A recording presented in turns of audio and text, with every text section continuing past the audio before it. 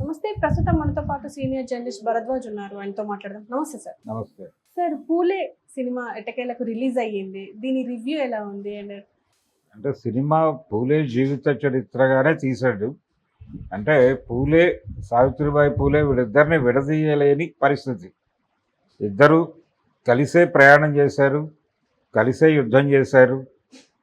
ఒకళ్ళ ఆలోచనలకి ఒకళ్ళు ఆలంబనగా నిలబడ్డారు, ఒకళ్ళనొకళ్ళు కలెక్ట్ చేసుకుంటూ నడిచారు. అందుకని ఇది ఒకరి చరిత్ర కాదు, ఇద్దరి చరిత్ర. సావిత్రిబాయి పూలే చరిత్ర, అలాగే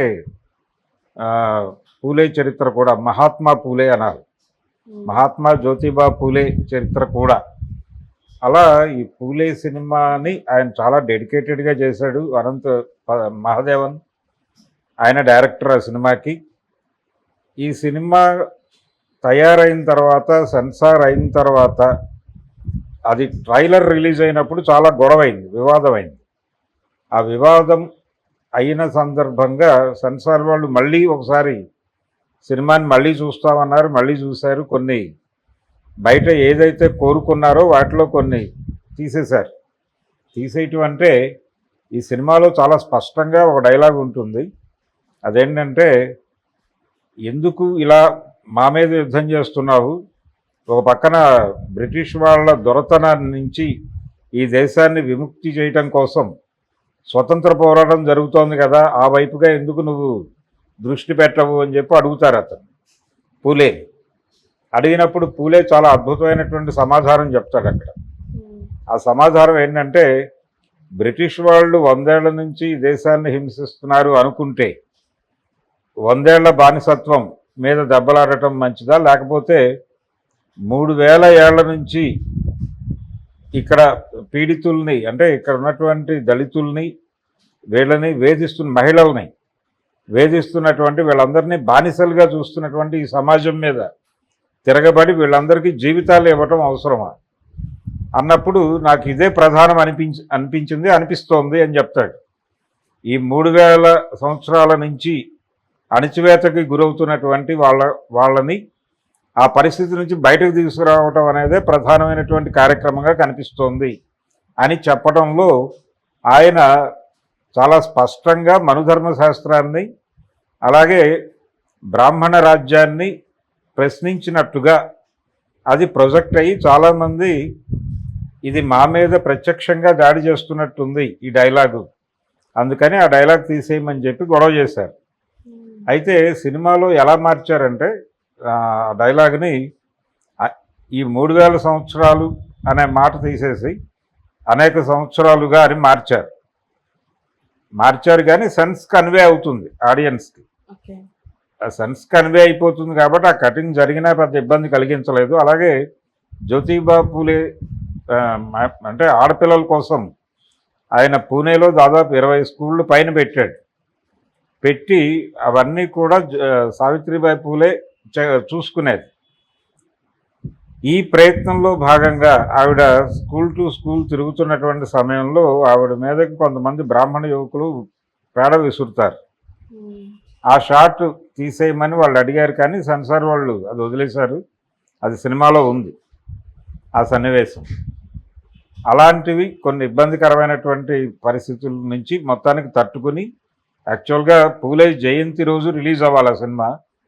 ఆ టైంలో ఈ సెన్సార్కి సంబంధించిన అభ్యంతరాలు వచ్చి బ్రాహ్మణ సమాజం నుంచి వచ్చిన అభ్యంతరాల మేరకు సినిమాని రీసెన్సార్ చేసి వదిలారు. అందుకని ఆయన జయంతి రోజు రిలీజ్ అవ్వాల్సిన సినిమా 25వ తారీఖు రిలీజ్ అయింది. ఈ సినిమా చూడాలని చెప్పి చాలామంది తపనతో ఉన్నారు. ఎటువంటి ప్రమోషన్ లేకుండానే థియేటర్కి జనాలు వచ్చారు. ఆ వచ్చిన ప్రజలు కూడా పూలే సిద్ధాంతాలని మరింత లోతుగా తెలుసుకోవాలి అని తపనతో, ఆయనతో ట్రావెల్ అవుతున్నటువంటి వాళ్ళే ఎక్కువ మంది కనిపించారు థియేటర్లో. పూలే భావజాలంతో సారూప్యత ఉన్నవాళ్ళు, ఆయన చెప్పినటువంటి పద్ధతుల్లో ఏదో మేరకు నడుస్తున్న వాళ్ళే కనిపించారు థియేటర్ దగ్గర. అదొక విశేషం. తమని తాము రీఛార్జ్ చేసుకోవడానికి సినిమాకి వచ్చినట్టుగా కనిపించారు చాలామంది. అలాగే ప్రతి సన్నివేశం అయిపోయిన తర్వాత, అలాగే ఇంటర్వెల్లో అప్పటి వరకు చూసిన సినిమా మీద ఒక డిస్కషన్ నడిచింది థియేటర్లో. అలా ప్రజలు ఆ కథ గురించి, ఆ జీవితాల గురించి మాట్లాడుకోవటం అనేది ఈ మధ్య కాలంలో ఎక్కడా జరగలేదు. ఈ సినిమాకి జరిగింది. ఈ సినిమా థియేటర్లోంచి బయటకు వచ్చిన తర్వాత కూడా చర్చలు నడిచినాయి. జనరల్గా ఏదైనా మీటింగ్ అయిపోయిన తర్వాత బయటకు వచ్చి ఆ మీటింగ్కి సంబంధించి మాట్లాడుకుంటారు. ఈ పూలే సినిమా కంప్లీట్ అయిపోయిన తర్వాత ఆ థియేటర్ బయట చిన్న చిన్న మీటింగ్స్ జరిగినాయి. అది ఆ సినిమా ఏ రేంజ్ ప్రభావం వేస్తోంది ఆడియన్స్ మీద అనటానికి అది ఉదాహరణ. పూలే కథ కొత్తగా చెప్పేది ఏం లేదు, అందరికీ తెలుసు. ఆయన చాలా స్పష్టంగా ఆయన చెప్పినటువంటి డైలాగులోనే 3000 సంవత్సరాల నుంచి ఈ దేశాన్ని తమ అదుపులో పెట్టుకుని, తమ చెప్పు చేతల్లో పెట్టుకుని నడిపిస్తూ అనేక మందిని బానిసలుగా మార్చి ఈ బానిసల మీద రాజ్యం చలాయిస్తున్నటువంటి పరిస్థితుల్ని ప్రతిఘటించడానికి, సాంస్కృతికంగాను అన్ని విధాలుగాను ప్రతిఘటించడానికి ఆయన చదువుని నమ్ముకున్నాడు. చదువు అనేటువంటి ఆయుధాన్ని పట్టుకుంటే కొంతవరకు దీని నుంచి బయటపడవచ్చు అనుకున్నాడు. దాదాపుగా అంబేద్కర్ అనుకున్నది కూడా అదే. అందుకని చదువుకోండి అనేది ప్రధానమైనటువంటి పిలుపు. అయితే ఇక్కడ ఆడపిల్లలు చదువుకోవాలి అని పిలుపునిచ్చాడు ఆయన. ఆడపిల్లలు చదువుకోవాలి అని ఎందుకన్నాడంటే, పర్టికులర్గా ఆ టైంలో ఆడపిల్లలు చదువుకోవటం అనేది నిషేధం. దొంగచాటుగా ఆడపిల్లల్ని తీసుకెళ్ళి చివరికి ఈ చెత్త పారేసేటువంటి ట్రాలీల్లో ఆడపిల్లల్ని కూర్చోబెట్టి పైన చెత్త కప్పి తీసుకెళ్ళి స్కూల్ దగ్గర వదలాల్సినటువంటి ఒక దౌర్భాగ్య పరిస్థితి ఉండేది అప్పుడు. ఆ కండిషన్లో ఆడపిల్లలకు చదువులు చెప్తున్నారని చెప్పి వీళ్ళ మీద దాడులు చేసి కొట్టి వీళ్ళని, అంటే మీరు ఆడపిల్లల కోసం స్కూళ్ళు నడపద్దు అని చెప్పి బెదిరించిన సందర్భాలు ఉన్నాయి. వీటన్నిటినీ తట్టుకుని నిలబడ్డారు. నిలబడి ప్రభుత్వ సహకారం తీసుకున్నారు. ప్రభుత్వ సహకారం తీసుకునే క్రమంలో మీరు క్రిస్టియానిటీలోకి మారొచ్చు కదా అనేటువంటి ఆఫర్ కూడా వచ్చింది పూణే కలెక్టర్ నుంచి. దాన్ని కూడా కాదు మేము ఫైట్ చేస్తాం, మేము ఇప్పుడు మతం మారటం మరొకటి మారటం కాదు కార్యక్రమం, మేము చూస్తున్నటువంటి సమాజంలో అణచివేతకు గురవుతున్న వాళ్ళందరినీ పైకి తీసుకురావడం అనేది మా ప్రోగ్రాం, అందుకోసం కృషి చేస్తాం తప్ప మేము ఏదో ఈ మతంలో బాగాలేదు కాబట్టి ఇంకో మతంలోకి వెళ్ళటం ఇది కాదు అని చెప్పి అసలు సమాజాన్ని ఎలా అర్థం చేసుకోవాలి, ఒక అధ్యయనం జరగాలి, ఒక రీసెర్చ్ ప్రోగ్రాం జరగాలి సమాజం మీద అని సత్యశోధక్ అని ఒక సమాజాన్ని పెట్టారు వాళ్ళు. అది ఎందుకు పెట్టారు, దాని నడక ఎలా ఉంది ఇప్పుడు అనేది కూడా ఈ సినిమాలో ఒక డిస్కషన్ నడుస్తుంది. అలా ఆ రోజున ఉన్నటువంటి సామాజిక పరమైనటువంటి అణచివేతలు, దళిత్ అనే పదం కూడా పూలే ఇంట్రడ్యూస్ చేసిందే. అంతకుముందు వాళ్ళని అస్పృశ్యులు అనే పిలిచేవాళ్ళు. అస్పృశ్యత ఉండేది చాలా క్లియర్గా. మూతికి ముంత కట్టుకొని వెనకాల తాటాకు కట్టుకుని నడవాలంటే వాళ్ళ పాదాలు కూడా వెనకాల వచ్చేవాళ్ళు, వాళ్ళ పాద ముద్రలు ముట్టుకున్న వాళ్ళకి మైల్ అంటుతుంది అనే పరిస్థితి. అందుకని వాళ్ళు నడిచి వెళ్ళేటప్పుడు వెనకాల తాటాకు కట్టుకుంటే అది తుడిచేస్తూ ఉంటుంది ఈ పాదముద్రలు. మాట్లాడేటప్పుడు ఎప్పుడైనా నోట్లోంచి ఏదైనా లాలాజలం ఊరుతుందని చెప్పి ముందు ఒక ముంత కట్టేవాళ్ళు. ఈ రెండూ లేకుండా అస్పృశ్యులు రోడ్డు మీదకి రాకూడదు. వాళ్ళు పనులు చేయాలి, మళ్ళీ పారిశుధ్య పనులు అన్నీ వాళ్ళే చేయాలి, కానీ వాళ్ళు ఇలాగే ఉండాలి. ఈ ఆహార్యంతో ఉండి పారిశుధ్య పనులు చేసుకుంటూ బతకాలి వాళ్ళ జీవితం అంతా. ఇలా కొన్ని వృత్తులు కొంతమందికి కేటాయించి, ఈ కేటాయించటం మీద వాళ్ళు ప్రవచనాలు చెప్పేవాళ్ళు, చెప్తారు, ఇప్పటికీ చెప్తారు. అంటే భగవంతుడు కొంతమందిని కొన్ని పనులు చేయమని నియోగించాడు. ఆ నియోగించిన వారు ధర్మం తప్పకుండా ఆ పని చేస్తే ఆ పని చేయాలి. వాళ్ళు ధర్మం తప్పకుండా ఉండటం అంటే వారికి ఏ పని నిర్దేశించారో ఆ పని చేసుకుంటూ వెళ్ళటమే ధర్మాన్ని నిలబెట్టడం. ఇది చెయ్యను ఇంకొకటేదో చేస్తాను అనటం ధర్మభ్రష్టత. ఆ పనులు చేయకూడదు. ఆ పనులు చేసిన వాళ్ళని భగవంతుడు మెచ్చడు. ఇలా చెబుతూ వాళ్ళని ఆ పనులు మాత్రమే చేయనిస్తూ ఒక సమూహానికి ఒక పనిలో నేర్పరితనాన్ని నేర్పించడం కోసం, ఒక నేర్పరితనాన్ని తీసుకురావడం కోసం ఈ స్ట్రక్చర్ చేశారు తప్ప దీనిలో వివక్ష లేదు అని మాట్లాడుతూ ఉంటారు. ఇప్పటికీ కుల వ్యవస్థలో వివక్ష ఉంది అని చాలామంది మాట్లాడుతున్నారు, కానీ అది తప్పు. వాళ్ళకి ఆ పనిలో నైపుణ్యం వస్తుంది కాబట్టి వాళ్ళ తర్వాత తరాలకు ఆ నైపుణ్యం ట్రాన్స్ఫర్ అవుతుంది. పారిశుధ్యం పనులు చేసే వాళ్ళకి పారిశుధ్యం పనులు ఎలా చేయాలో వాళ్ళు అలాగే నేర్చుకుంటూ ఆ పనిలో ట్రావెల్ అవుతూ ఉంటారు. నైపుణ్యం పెరుగుతుంది వాళ్ళకి. మంత్రాలు చదివే వాళ్ళకి మంత్రాలు చదవడంలో నైపుణ్యం పెరుగుతుంది. తద్వారా వాళ్ళు మరింత నైపుణ్యంతో పనిచేస్తారు. జనరేషన్స్ టుగెదర్ ఇలా మాట్లాడుతున్నారు చాలామంది. అంటే వాళ్ళు మాత్రమే ఎందుకు పనిచేయాలి, అదే నేర్పడతనం వీళ్ళ పిల్లలకి నేర్పించవచ్చు కదా. బ్రాహ్మణ పిల్లలకి పారిశుధ్యం పని, అక్కడ పారిశుధ్యం పనులు చేస్తున్న వాళ్ళకి మంత్రాలు నేర్పిస్తే 3-4 జనరేషన్ల తర్వాత సెటిలైట్ అవుతారు కదా. ఆ పని ఎందుకు చేయరు అంటే చేయరు. ఆ పని చేయటం ధర్మభ్రష్టత అంటారు మళ్ళీ. అందుకని కులపరమైనటువంటి అణచివేత భారతదేశంలో చాలా స్పష్టంగా ఇప్పటికీ ఉంది. ఇప్పుడు కూడా కులం లేదని చాలామంది మాట్లాడతారు, కానీ కులం ఉనికిలో ఉంది.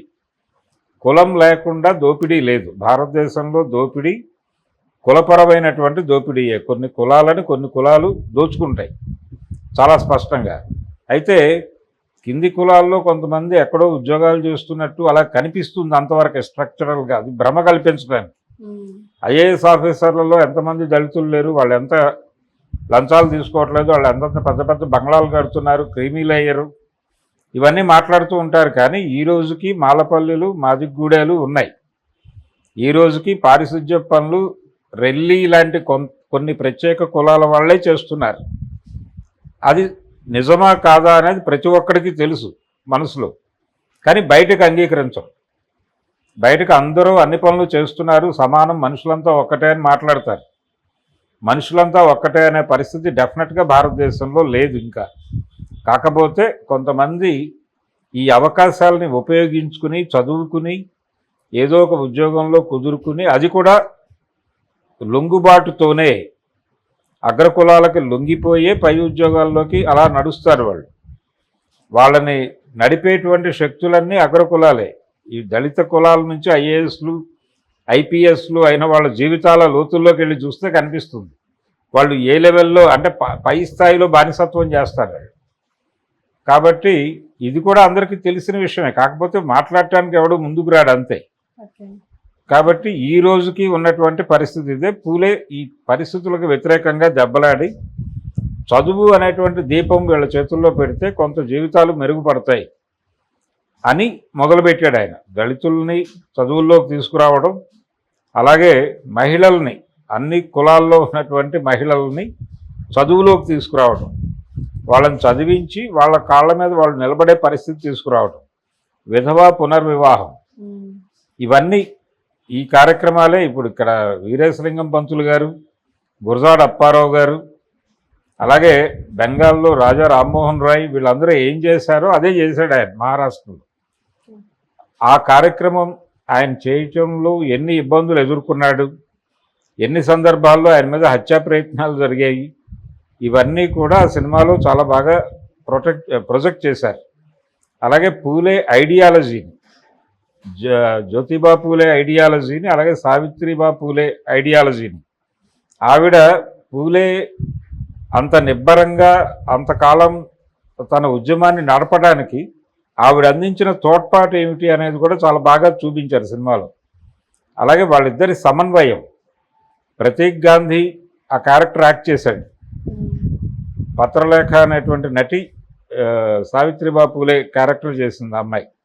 ఇద్దరూ చాలా బాగా ఆ క్యారెక్టర్స్ని అర్థం చేసుకుని మనం ఒక జీవితాన్ని ప్రజల ముందుకు తీసుకొస్తున్నాము అనే స్పిరిట్తో చేశారు ఆ క్యారెక్టర్. అది చాలా బాగా జనాలకు కనెక్ట్ అయింది. ఎక్కడా కూడా ఏదో సినిమా చూస్తున్నాం అనేది కాకుండా వాస్తవ జీవితాలు చూస్తున్నామనే జనం ఫీల్ అయ్యారు సినిమా చూస్తున్నంతసేపు. అదేదో ఎప్పుడో కాలంలో జరిగినట్టేం లేదు, అది రోజువారీ జీవితంలో ఉన్న ఘటనలే. ఇప్పటికీ అదే పరిస్థితుల్లోనే, అంతకు భిన్నమైనటువంటి పరిస్థితులు ఏం లేవు. ఆయన చనిపోయి ఇంతకాలం అయినప్పటికీ ఇప్పటికీ అవే పరిస్థితులు, అదే అణచివేత ఏదో పద్ధతిలో ఉంది. మహిళలు చదువుకుంటున్నారు, అన్ని రంగాల్లో ముందుకు వస్తున్నారు అని చెబుతున్నారు, కానీ ఇప్పటికీ ఆ కట్టుదిట్టాలు, ఆ ఏర్పాట్లు, ఆ స్ట్రక్చరల్ అణచివేత ఉంది. అది లేదు అని అనుకోవడం భ్రమ. ఉన్నది, అయితే అది చెదిరిపోయింది, కొంత గందరగోళం అయింది, ఆ విలువలు చెదురుతున్నాయి, కానీ ఆ విలువల్ని కాపాడే ప్రయత్నం కూడా అంతే బలంగా జరుగుతోంది. అందుకని దీన్ని పూలే సినిమాని కేవలం సినిమాగా మాత్రమే కాకుండా జనాల్ని ఎడ్యుకేట్ చేస్తున్నటువంటి ఒక సినిమాగా చూడాలి దాన్ని. ఆ సినిమాని ఆ ఉద్దేశంతో, అది నిజానికి తెలుగులో డబ్ చేసి ఉంటే బాగుండేది. చావా సినిమాని వాళ్ళు బాగానే ప్రమోట్ చేశారు, అంటే వాళ్ళకు అవసరమైన భావజాలం కాబట్టి ప్రమోట్ చేశారు. నిజానికి శివాజీ మహారాజుని ప్రజలకి పరిచయం చేసి శివాజీని మన హీరోగా అనుకోవాలి అనే విషయాన్ని ప్రమోట్ చేసిన వాడు పూలే మహారాష్ట్రలో. ఓకే. ఎందుకు చేశాడు? శివాజీ అనే వ్యక్తి హిందూ మత ఉద్ధారకుడు కాదు. ఆయన హిందూ మతం నుంచి చాలా సఫరింగ్ ఎదుర్కొన్నటువంటి వ్యక్తే. ఆయన ఒక మున్సబ్దారుగా ఉంటూ అక్కడి నుంచి ఒక రాజ్యాన్ని ఏర్పాటు చేసి తను రాజుగా ఎదగటం కోసం చాలా యుద్ధం చేశాడు. ఆ యుద్ధం చేస్తున్నటువంటి క్రమంలో ఆయన పట్టాభిషేకం జరుపుకోవడానికి ఎక్కడి నుంచో బ్రాహ్మణులను తీసుకురావాల్సి వచ్చింది. లోకల్ బ్రాహ్మణులు డినై చేస్తే ఆ వచ్చిన వాళ్ళు కూడా కాలి గోటితో ఆయనకి తిలకం దిద్దటం అనే సన్నివేశం ఆయన జీవితంలో ఉంది. ఆయన కూడా సామాజిక అణిచివేత అంటే ఏమిటో చూశాడు. శివాజీ కూడా చూశాడు, దానికి వ్యతిరేకంగా పోరాడాడు కూడా. అందుకని ఆయన కేవలం ఔరంగజేబుతో మాత్రమే కాదు, స్థానికంగా ఉన్నటువంటి ఇతర ఈ ఆచారాలు, పర్టికులర్గా ఈ మతానికి సంబంధించిన ఇబ్బందికరమైన అంశాల మీద కూడా దృష్టి ప్రసరింపజేశాడు. అందుకని శివాజీని, నిజమైన శివాజీని ప్రజల్లో నిలబెట్టడానికి కృషి చేసిన వాడు పూలే. అది కూడా ఈ సినిమాలో చర్చించారు. అందుకని చావా సినిమాని ఎలాగైతే జనంలోకి తీసుకెళ్ళడానికి అన్ని భాషల్లోనూ వాళ్ళు ట్రాన్స్లేట్ చేసి డబ్ చేసి రిలీజ్ చేశారో, అలాగే పూలేని కూడా తెలుగులో ఇతర భాషల్లో కూడా డబ్ చేసి రిలీజ్ చేస్తే బాగుంటుంది. ఆ ప్రయత్నం జరగాలి. ఆ ప్రయత్నం జరిగితే డెఫినెట్గా అదర్ సైడ్ ఆఫ్ కాయిన్